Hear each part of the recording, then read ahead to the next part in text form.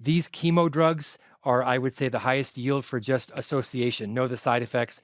Doxorubicin and trastuzumab, cardiomyopathy, right? Bleomycin is pulmonary fibrosis. Vincristine is neurotoxicity, which is typically peripheral sensory neuropathy. These are chip shots. You don't want to miss these questions if they should come up. Immunotherapy, we've referenced checkpoint inhibitors a few times here. I have some information here on how they work, but the main points I would make to you are, number one, they've revolutionized cancer care with FDA approvals across a wide variety of different cancer types.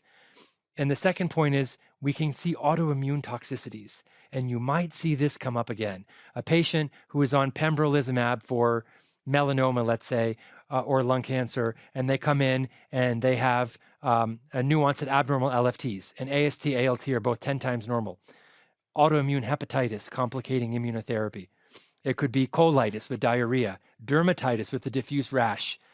You treat that with high-dose steroids. So you don't want to miss that. Recognize any of the itises that can come up from immunotherapy, and you'll make sure you do okay with that question as well. This I will consider as a reference slide for you on targeted therapy. And then I think we're wrapping up with tumor lysis syndrome here.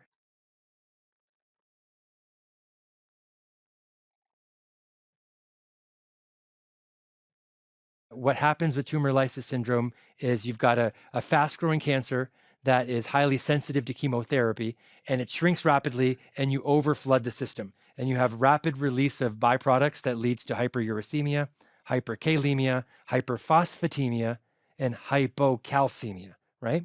And so prevention is the key here. And the way you prevent is by risk stratifying. And so patients that have fast-growing tumors, and it's primarily acute leukemias, Burkitt's lymphoma, right? We hydrate them, and then we can use allopurinol for intermediate risk patients, which is a xanthine oxidase inhibitor that prevents formation of new uric acid. But for high-risk patients, be aware of this drug rasburicase, which actually breaks down existing uric acid. So this is the preferred drug for that super high-risk patient, Burkitt's lymphoma. Baseline uric acid is already elevated, and you're trying to prevent them from going into kidney failure. Rasburicase is going to be your drug of choice, not allopurinol here.